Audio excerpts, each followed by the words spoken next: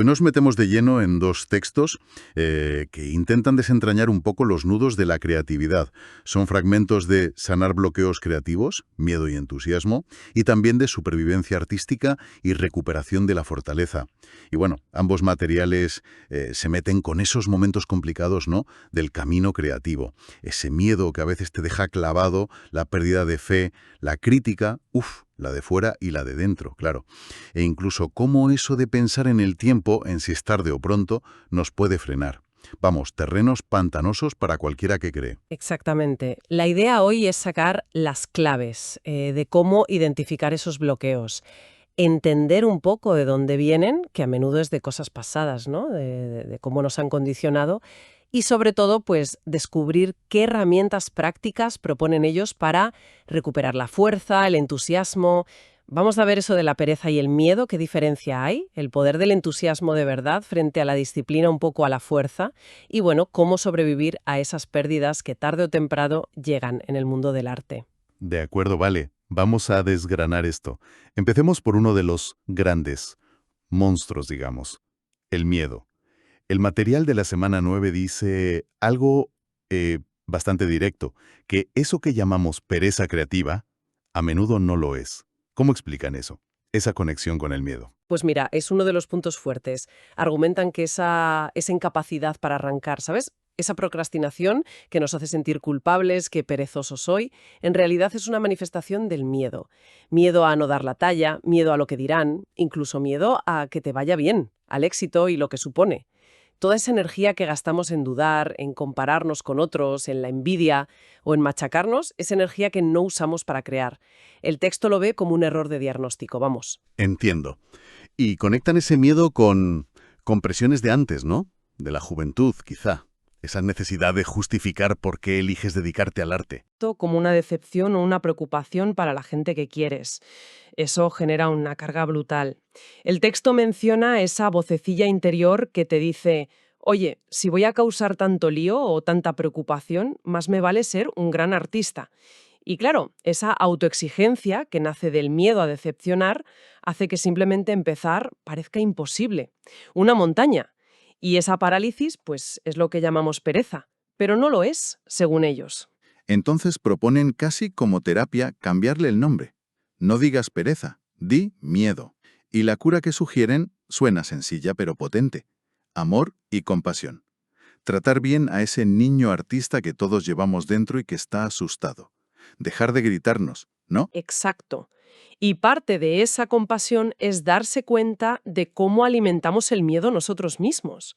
Ponerse metas gigantescas, casi inalcanzables, es la mejor forma de quedarse paralizado. La propuesta es muy distinta, permitirse empezar con pasitos de bebé, acciones muy pequeñas y, ojo, recompensarlas, celebrar que has empezado, aunque sea algo mínimo. Es un enfoque para construir confianza poco a poco, no exigir la perfección desde el minuto cero. Y hablando de enfocas que se puedan mantener, esto nos lleva a otro punto importante. Entusiasmo contra disciplina. El mismo texto pone en duda esa imagen del artista como un soldado, ¿no? Pura fuerza de voluntad. Citan a Duke Ellington. No significa nada si no tiene swing. Parece que la disciplina a secas tiene un límite. Claro, cuestionan que sea sostenible a largo plazo. Proponen que la fuente de energía creativa que dura de verdad no es la disciplina porque sí, sino el entusiasmo. Y usan la palabra, fíjate en su sentido original, del griego enteos, que es como lleno de Dios o inspirado. No hablan de una euforia de un día, sino de un compromiso más hondo, casi espiritual con el proceso. Es como rendirse al juego, a la alegría de crear, más que al deber. Dicen que la relación del artista con su trabajo es como quedar para jugar con su niño interior. Es bonito, ¿eh? Sí, me gusta mucho esa idea de replantear el sitio donde trabajas. Sugieren convertirlo en un sitio divertido, con pósteres, juguetes, no sé, luces. Rompe totalmente con la imagen esa de la celda de monje que a veces se tiene del estudio del artista. Y la cita de Magritte que ponen, el arte evoca ese misterio sin el cual el mundo no existiría. Pues conecta con eso, ¿no? Con necesitar el juego para llegar a algo más profundo. Totalmente. Ponen el foco en el proceso. Si el arte es un proceso, dicen, pues se supone que debería ser divertido, ¿no? Tener ese punto lúdico. Le dan la vuelta a la frase «el viaje es siempre el único punto de llegada». Vienen a decir que el acto de crear, el estar ahí metido en el juego, eso es el objetivo, no solo el resultado final. Centrarse en ese juego es lo que mantiene la chispa viva y evita quemarse. Bien, cambiemos un poco ahora hacia el texto de la semana 8, el de supervivencia artística. Aquí se centran más en aprender a llevar las pérdidas, que dicen que son inevitables en esto de la creación. Hablan de perder la esperanza, el orgullo, la seguridad económica, la fe. Y lo que subrayan mucho es la importancia de reconocer y procesar el dolor de esas pérdidas. Advierten que si no lo haces, se convierten en lo que llaman pérdidas secretas. Son como heridas que no cierran bien y que te bloquean sin que te des cuenta. Hacen una comparación fuerte, bastante dura. Comparan las pérdidas artísticas, un proyecto que no sale, una obra rechazada, una crítica que te hunde, con abortos espontáneos. Son duelos de verdad, pero que a menudo se viven solo, sin que nadie te dé permiso para estar mal.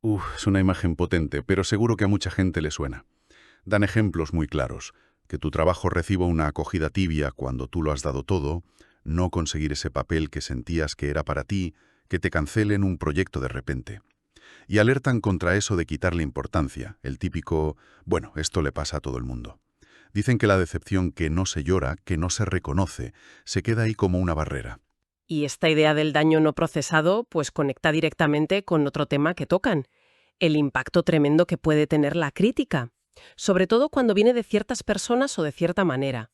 Hablan de la crítica que, aunque no sea verdad del todo, tiene verosimilitud condenatoria, o sea que suena creíblemente dañina aunque sea mentira, o la que viene de figuras de autoridad, profesores, mentores, gente en la que has confiado. Usan una expresión muy fuerte para esa traición de confianza. Incesto emocional. Lo usan para cuando se viola esa relación sagrada casi de padre a hijo, que debería haber entre maestro y aprendiz, usando la crítica para hacer daño. Y, bueno, extienden esa crítica al propio mundo académico a veces. Sí, le dan un repaso a cómo funciona a veces la academia. Sugieren que algunos académicos, quizá por sus propias frustraciones creativas, pueden minar a los estudiantes. Su enfoque principal suele ser la deconstrucción intelectual, el desmontar, analizar, y eso puede chocar de frente con el impulso de crear, que es más de construir, de montar cosas. Recuerdan la frase de Einstein, la imaginación es más importante que el conocimiento, para marcar esa tensión. Advierten que los artistas que empiezan son como plantas de semillero, necesitan un entorno que les ayude a crecer al principio, no uno que solo señale los fallos. Una crítica constante y poco útil puede quitarles la audacia. Y dicen que la audacia es casi más importante que el talento puro. Sin ella, el talento se queda en nada. La recomendación de Claudia Black, que citan, es muy básica, pero telita. Rodéate de personas que te respetan y que te tratan bien. Parece obvio, pero... El caso de Ted, que cuentan en el texto, lo ilustra muy bien. Un comentario de un agente, irresponsable y cruel, lo tuvo bloqueado 7 años. ¡7 años! No pudo volver a escribir ficción hasta que, de forma consciente, reconoció esa herida, la lloró, digamos, y empezó a reconstruir su confianza, su fortaleza. Es un proceso activo de sanar, no pasa solo. Justo antes o justo después de conseguir algo, de una victoria. Parece que el éxito puede dar tanto miedo como el fracaso. Exacto. El miedo al éxito, a ser visible, a no poder mantener el nivel, puede paralizar igual que el miedo a fracasar. Te lleva de vuelta a esa cueva del derrotismo, a pensar, total, ¿para qué seguir? Dan ejemplos que seguro que nos suenan. El guionista al que le piden cambios un productor y no los hace. El artista que deja de trabajar después de una exposición con críticas variadas. El actor que nunca se hace las fotos profesionales que necesita. La raíz, insisten, es siempre el miedo. Me gusta la cita de Anaïs Nin que meten aquí. La vida se encoge o se expande en proporción al coraje que uno tenga. Pone el foco en la valentía que hace falta para seguir. Pero, y esto es importante, los textos también piden compasión. Estos giros no son un fallo personal, son parte del camino. Insisten mucho en que le pasan a todo el mundo, hasta a los más grandes. Mencionan a Blake Edwards, un director y guionista famoso que se pasó 7 años como exiliado voluntario después de un palo profesional gordo. La clave no es no tener estos momentos, sino aprender a sobrevivirlos, a verlos no como el final, sino como épocas de reciclaje, como un desvío para recolocarse, Comparan el talento con un potro asustado que a veces necesita recular antes de volver a saltar. Y para manejar estos giros, dan pasos concretos. Primero, admitirlo, sin juzgarte. Segundo, sentir compasión por ti mismo, no culpa. Y tercero, algo que choca con el mito del creador solitario, pedir ayuda. Reconocer que solo no puedes. Sí, animan a dejar ese orgullo de yo puedo con todo. Buscar modelos, mentores, amigos. ¿Quién ha pasado por esto y cómo salió? La historia de Bob y su documental perdido es un buen ejemplo. La peli, bloqueada años por la crítica de un profesor, solo se recuperó, encontraron las latas perdidas, cuando Bob por fin admitió su dolor, su necesidad de ayuda y empezó a hacer el duelo por ese proyecto herido. Parece que ser vulnerable y pedir ayuda abre puertas que no esperabas. Y para darle la vuelta activamente a esas pérdidas y bloqueos, el texto de supervivencia artística da una herramienta mental potente. Buscar la ganancia disfrazada de pérdida. No quedarse en el lamento, sino preguntarse, ¿qué puedo aprender de esto? ¿Cómo puede esta pérdida redirigir mi trabajo o hacerme más fuerte? Es como metabolizar el dolor y convertirlo en energía. La propia autora cuenta su historia. Después de años frustrada intentando ser directora en Hollywood, usó esa pérdida para lanzarse como cineasta independiente, pagándoselo ella. El cambio fue pasar del ¿por qué a mí? Al ¿y ahora qué? Requiere voluntad, como dice la cita de John Cassavetes. Para coger la pelota tienes que querer coger la pelota, no esperar a que te la pasen, ir tú a por ella. Mencionan a pioneros como Shirley Clark o el propio Cassavetes. Artistas que, si una puerta se cerraba, no se quedaban ahí dando golpes. Buscaban la otra puerta. Esa resiliencia se basa en la acción. Sugieren incluso que después de una decepción, actuar rápido aunque sea algo pequeño, simbólico, como comprarte flores o un cuaderno nuevo, es cuidar a tu artista interior herido. Un gesto para decir, seguimos adelante. Otro bloqueo clásico que desmontan es la excusa de la edad. Ya soy muy mayor para empezar o es muy tarde para mí. Argumentan que esto es, otra vez, miedo disfrazado. Miedo a ser principiante, a no tener tiempo, a hacer el ridículo. ¿Recuerdan casos como Raymond Chandler, que empezó a publicar novelas de éxito con más de 40? O Henri Pierre Rocher, que escribió Jules et Jim con 70 años. El mensaje es claro. La creatividad no tiene fecha de caducidad. Y lo conectan con una crítica más general a nuestra obsesión por el producto final, que viene de la sociedad de consumo. Esa fijación en el resultado, el libro publicado, el cuadro vendido, puede matar la exploración, el juego que necesita la creatividad. Afirman que la creatividad de verdad está en el estar haciendo, en meterse en el proceso, no tanto en lo hecho. Es una perspectiva que libera bastante, ¿no? Si el valor está en el propio acto de crear, en aprender mientras haces, pues la presión por el resultado ya no es tanta. Centrarse en el proceso mantiene la aventura. Centrarse solo en el producto puede llevar a la parálisis, a repetirte. Exacto. Y aquí es donde los textos pasan de la teoría a lo práctico. Hemos hablado de bloqueos, de actitudes, pero no se quedan ahí. Ofrecen un montón de herramientas concretas para el día a día. Has mencionado antes las páginas matutinas. ¿Cómo las describen? Son una herramienta clave en uno de los textos, sí. La idea es escribir 3 páginas a mano según te levantas, de lo que sea que tengas en la cabeza. Sin censura, sin releer al momento. Es como vaciar el ruido mental, ¿sabes? Un drenaje. Sirven para desahogarte, para quejarte, para soñar despierto, para planificar sin presión. Y sugieren que, tiempo después, si las relees con calma, quizá con rotuladores de colores, puedes ver patrones, ideas, miedos escondidos y pequeños pasos a dar. Es como hablar contigo mismo. Interesante. Como limpiar el parabrisas mental antes de empezar el día, ¿no? Y mencionan otra técnica con un nombre muy gráfico. Hacer saltar los bloqueos por los aires. ¿Eso qué es? Esa es de la semana 9. Es un ejercicio más para un proyecto concreto que tengas atascado. Te piden listar primero todos los resentimientos y miedos sobre ese proyecto, la rabia y el miedo.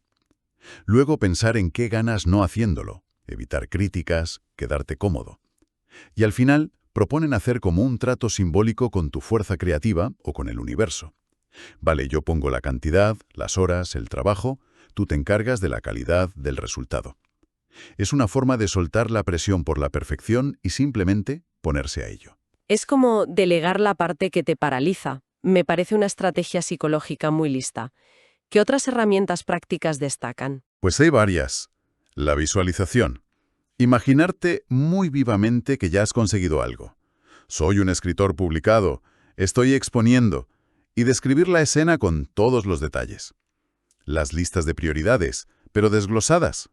¿Qué quiero este año, este mes, esta semana, hoy, para que sea manejable?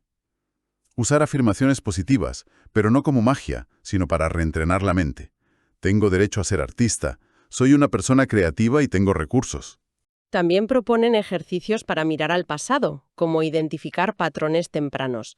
Hay uno de 20 preguntas sobre los mensajes, buenos y malos, que recibiste de niño sobre la creatividad, el dinero, los sueños, para entender de dónde vienen bloqueos de ahora. Y definir lo que llaman el norte verdadero. ¿Cuáles son tus sueños creativos de verdad, más allá de lo que esperan otros o de las modas? Y una que me parece básica por lo simple y potente que es. Rellenar la instancia. Se refiere a centrarse siempre en el siguiente paso pequeño y concreto que puedes dar. En vez de agobiarte con «tengo que escribir una novela» o «montar una expo», la pregunta es «¿cuál es la próxima acción mínima que puedo hacer hoy?» Quizás sea investigar algo, hacer un boceto, escribir un párrafo, hacer una llamada. Es lo contrario de esa adicción a la ansiedad y al drama del todo o nada que a veces rodea lo creativo, ¿no?